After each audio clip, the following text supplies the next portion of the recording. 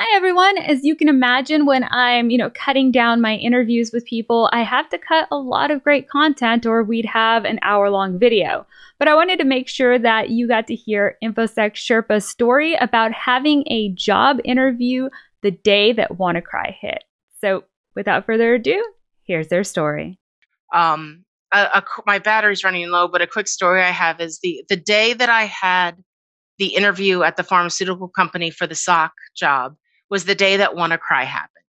And P.S. I did actually tell Marcus Hutchins the story that we knew. So basically, we knew something was happening because, again, it was in England, so with the time difference and everything, we knew something was happening, but we didn't have a name for it yet, and we didn't fully know what all was going on. But we had enough of information.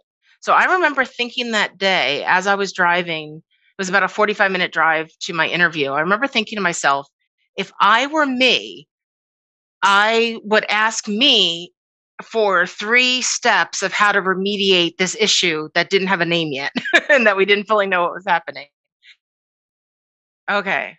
So let me continue my story. So I was driving to this interview and I thought to myself, well, if I were me, I would make me say 3 things that I would do to remediate this issue that as of yet didn't have a name, we didn't fully know, but we had some details of. So I don't remember all 3, but let me tell you what happened when I said the one. So, so sure enough, I was in this interview for an hour and a half. And as it was getting closer to an hour and a half, like the phones were buzzing more. You could hear the email ding, like it was starting to heat up.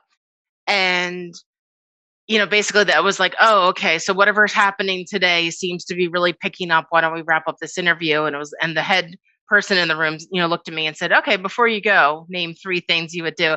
And inside I was like, yes, I knew it.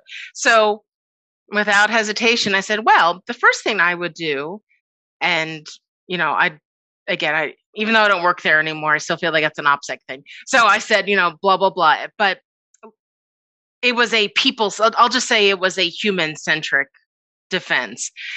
And everyone interviewing me turned to each other and went, we didn't even think of that. And because it wasn't a technical thing, it was a human security thing. And they were like, oh my God, we know. And I did name the other 2, but they were still like, oh, we need to get on that first thing she said. And I got the job.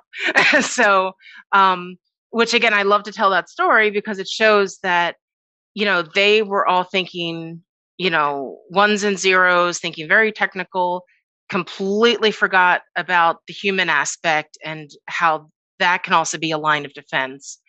And they, then acted upon that and everything. And that's how I got my start.